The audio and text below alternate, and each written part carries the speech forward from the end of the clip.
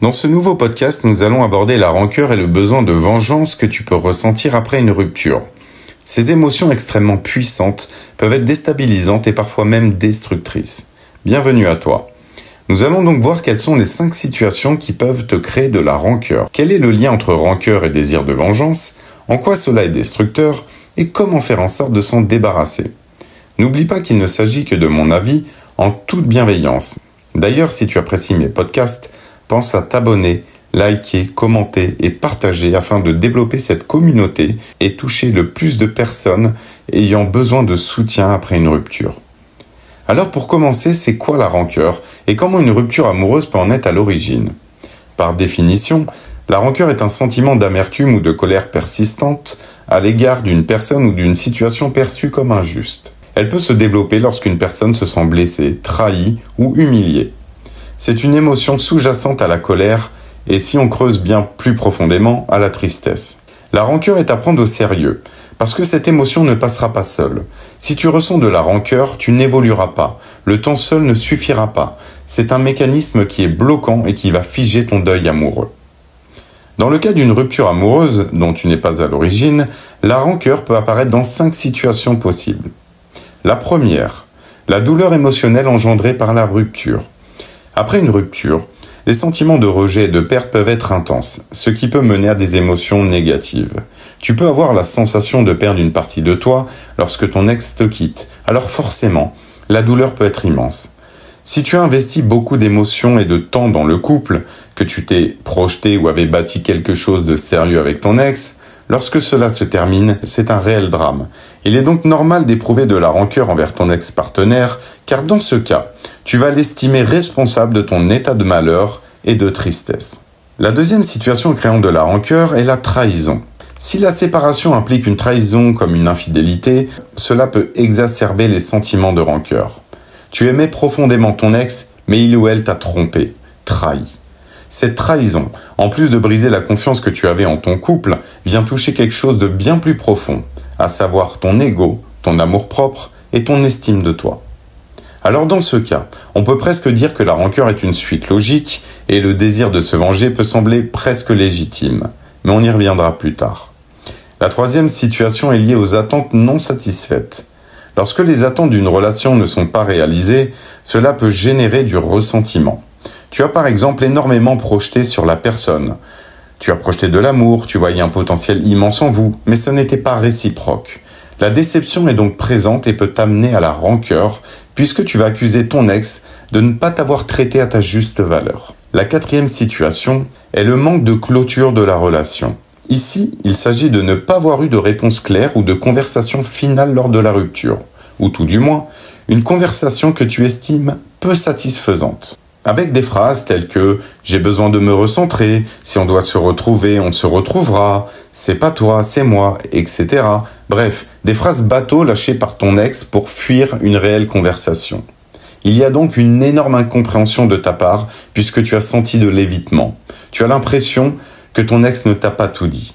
Cette absence de communication peut te laisser avec des sentiments non résolus qui se transforment donc en rancœur. Et oui, lorsque tu ressens un goût d'inachevé dans la relation parce que ton ex ne t'a pas laissé une seconde chance par exemple, ou bien parce que la séparation a été brutale, tu vas éprouver de la frustration. Frustration de ne pas avoir pu faire ou dire ce que tu voulais, incompréhension que l'homme ou la femme que tu pensais être l'amour de ta vie ne prennent même pas la peine d'être clair avec toi. En plus de la frustration, tu peux même éprouver de l'injustice, et ces émotions amènent forcément à la rancœur. Lors d'une rupture que l'on va appeler saine, c'est-à-dire lorsque les 2 personnes se séparent d'un commun accord, et oui, ça arrive, il y a une discussion franche et sincère. La rancœur n'a pas sa place car aucun des 2 partenaires est rongé par l'amertume, c'est ok entre eux. Je vais parler d'une dernière situation, qui est la rancœur éprouvée envers toi-même. On parle de la colère, de la culpabilité et des regrets que tu peux ressentir à la suite de la séparation, car tu t'en veux et te sens responsable de l'échec de votre couple, ou alors car tu as commis des interdits après la rupture, comme supplier ou courir après ton ex. Et ça, tu ne te le pardonnes pas.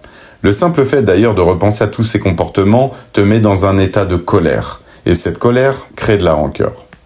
Mais rassure-toi, lorsqu'une relation se termine alors que tu ne le souhaitais pas, il est tout à fait normal de ressentir des émotions négatives. Tu n'as donc pas à te blâmer d'éprouver de la rancœur. Le souci va résider dans le fait que cette douleur-là peut rapidement se transformer en ressentiment vers l'autre et donc en désir de vengeance. Alors pourquoi le besoin de vengeance peut apparaître ? Eh bien principalement car il est perçu comme un moyen, conscient ou inconscient, de restaurer un équilibre émotionnel. La colère est un moyen de faire face à la douleur. Dans ce contexte, la vengeance peut sembler être une façon de reprendre le pouvoir, question d'avoir le dernier mot en quelque sorte, et que chacun soit au même niveau. Si je souffre, alors lui ou elle aussi doit souffrir. Ce n'est pas juste. Il ou elle m'a abandonné, alors il ou elle doit payer. Voilà ce que tu peux te dire intérieurement. Et pourquoi cette vengeance peut être destructrice ? Parce qu'en réalité, même si tu penses que te venger de ton ex te fera prendre ta revanche, ça ne fera qu'engendrer plus de souffrance. On a tous vu des films ou séries dans lesquels un personnage est quitté et cherche à se venger, que ce soit par des actions radicales ou des stratégies plus subtiles. Bien que cela puisse sembler satisfaisant à court terme, cela ne fait qu'alimenter la douleur intérieure. Constate par toi-même. En général, le personnage qui s'est fait quitter est complètement obsédé et rongé par la vengeance à tel point qu'il se détruit lui-même. Et bien souvent, ça finit très mal. La rancœur et le désir de vengeance t'enferment dans un cycle infernal de colère et d'amertume. En te concentrant sur ces sentiments négatifs, tu perds de vue ta propre guérison. Et plus tu nourris ces sentiments, plus tu t'empêches un détachement émotionnel et la poursuite de ton deuil amoureux. Parlons-nous franchement. Tu aimerais par exemple que ton ex tombe sur une mauvaise personne, question qu'il ou elle souffre aussi. Tu aimerais que ton ex te surprenne avec ton nouveau compagnon ou ta nouvelle compagne, comme si ça allait l'atteindre. Et après, qu'est-ce que ça changera ? Ne parlons même pas des actes physiques que tu pourrais réaliser pour lui nuire. Ce n'est pas digne, et en plus de problèmes judiciaires, tu pourrais te retrouver encore plus isolé, car tes actions pourraient entraîner des conséquences qui affecteraient tes relations avec les autres, surtout si vous avez des amis en commun. Qui a envie d'avoir dans son entourage un ami assoiffé de vengeance ? Reconnais que ça fait peur.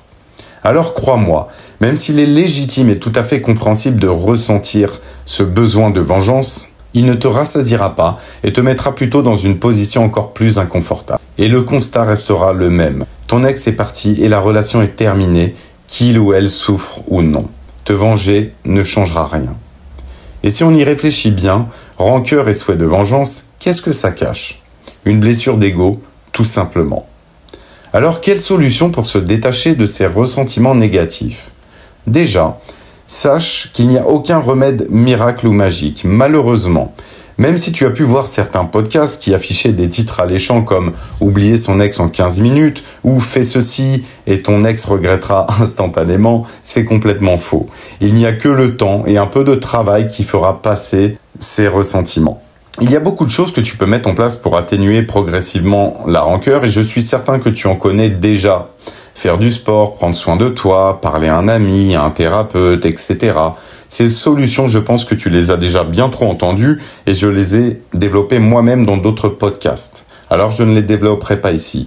Je vais plutôt te proposer 4 solutions qui te permettront de vaincre cette rancœur différemment.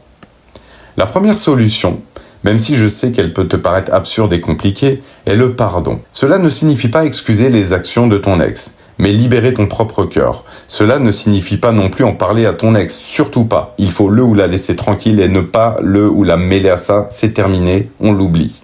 C'est une démarche que tu dois entamer seul pour ton esprit et ton bien-être. En fait, c'est tout simplement lâcher prise et accepter. Par exemple, il va falloir accepter que certaines personnes n'ont ni l'envie ni le courage de s'expliquer, et il va falloir leur pardonner. Il va falloir accepter que tu as été trahi si c'est le cas. Il va falloir le ou la pardonner, même si je sais que c'est très compliqué.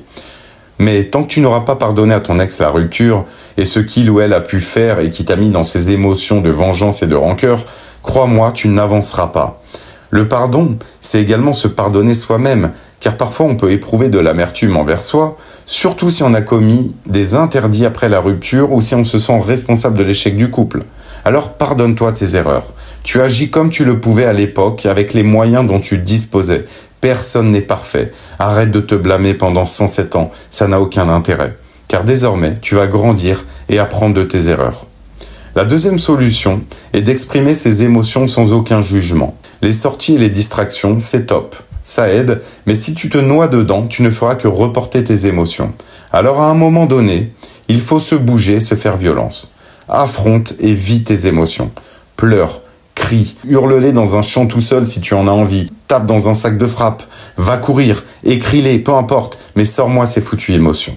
Troisième solution que j'ai déjà évoquée dans mon podcast sur les ruminations, limiter les déclencheurs.